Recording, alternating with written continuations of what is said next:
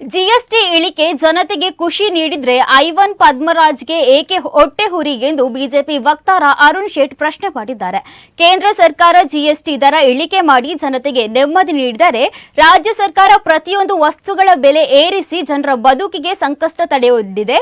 ಕೇಂದ್ರದ ಜಿಎಸ್ಟಿ ದರ ಇಳಿಕೆ ಕುರಿತು ಶಾಸಕ ವೇದವ್ಯಾಸ್ ಕಾಮತ್ ಮನೆ ಮನೆಗೆ ಕರಪತ್ರ ವಿತರಣೆ ಕಾರ್ಯ ಆರಂಭಿಸಿದಾಗ ಕಾಂಗ್ರೆಸ್ ನಾಯಕರಾದ ಐವಾನ್ ಡಿಸೋಜ ಮತ್ತು ಪದ್ಮರಾಜ್ ಅವರಲ್ಲಿ ಹೊಟ್ಟೆ ಕಿಚ್ಚು ಶುರುವಾಗಿದೆ. ಜನರಿಗೆ ಸಿಗುತ್ತಿರುವ ಪ್ರಯೋಜನವೇ ಇವರಿಗೆ ಅಸಹ್ಯ ಎಂದು ಶೇಟ್ ವ್ಯಂಗ್ಯವಾಡಿದ್ದಾರೆ.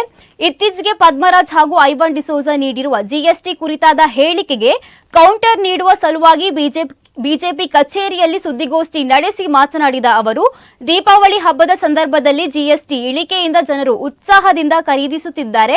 ಹಲವಾರು ಅಗತ್ಯ ವಸ್ತುಗಳಿಗೆ ಶೂನ್ಯ ಜಿಎಸ್ಟಿ ದರ ವಿಧಿಸಲಾಗಿದೆ. ಇದರ ಪ್ರಯೋಜನ ಜನರ ಮನೆ ಮನೆಗೆ ತಲುಪುತ್ತಿದೆ ಎಂದಿದ್ದಾರೆ.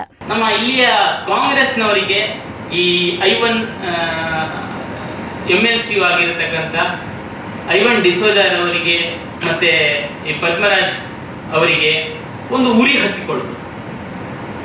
ರಾಜ್ಯದಲ್ಲಿ ನೋಡಿದ್ರೆ ಪ್ರತಿಯೊಂದು ವಿಷಯಗಳಿಗೆ ಬೆಲೆಗಳು ಜಾಸ್ತಿ ಆಗ್ತಾ ಇದೆ.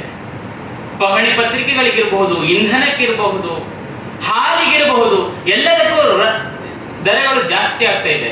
ಆದರೆ ತೆರಿಗೆ GST ತೆರಿಗೆಯನ್ನು ಇಳಿಸುವುದು ಮಾತ್ರವಲ್ಲ, ಇದು ಪ್ರತಿ ಮನೆಗೆ ತಲುಪಿಸ್ತಾ ಇದ್ದಾರಲ್ವಾ.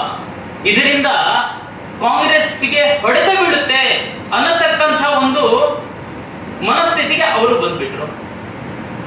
ನಿನ್ನೆ ಒಂದು ಅವರಿಂದ ಪತ್ರಿಕಾಗೋಷ್ಠಿ ನಡೆಯಿತು. ಅದರಲ್ಲಿ ಅವರು ಹೇಳಿದ್ರು, ಕೇಂದ್ರ ಸರ್ಕಾರ ಆಗಿರತಕ್ಕಂಥ ನರೇಂದ್ರ ಮೋದಿಜಿ ಅವರು ಮಾಡಿದ್ರು ಕೂಡ ಅದರ ಕ್ರೆಡಿಟ್ ನಮಗೆ ಸಿಗಬೇಕು ಅಂತ. ಅದೇ ಕ್ರೆಡಿಟ್ ಸಿಗ್ಬೇಕಾದ್ರೂ ಕೂಡ ನೀವು ಕೂಡ ಹೀಗೆ ಯಾವ್ಯಾವದ್ರಲ್ಲಿ ಕಮ್ಮಿ ಆಗಿದೆ ಅಂತ ಹೇಳಿ ಪತ್ರಿಕೆ ಇದೇ ರೀತಿ ಕರಪತ್ರ ಮಾಡಿ ಹಂಚಬಹುದಿತ್ತು, ಜನರಿಗೆ ಮಾಹಿತಿ ಕೊಡಬಹುದಿತ್ತು, ಹರ್ಷವನ್ನು ಹೇಳ್ಬೋದಿತ್ತು. ಆದರೆ ಅಲ್ಲಿಗೆ ಅವರಿಗೆ ಆಗಿರುವಂಥದ್ದು ಅಸೂಯೆ ಮಾತ್ರ. ಈ ಕೇಂದ್ರ ಸರ್ಕಾರಕ್ಕೆ ಆಗ್ತಾ ಇದೆ, ರಾಜ್ಯ ಸರ್ಕಾರಕ್ಕೆ ಆಗ್ತಾ ಇಲ್ಲ ಅನ್ನುವಂಥದ್ದು.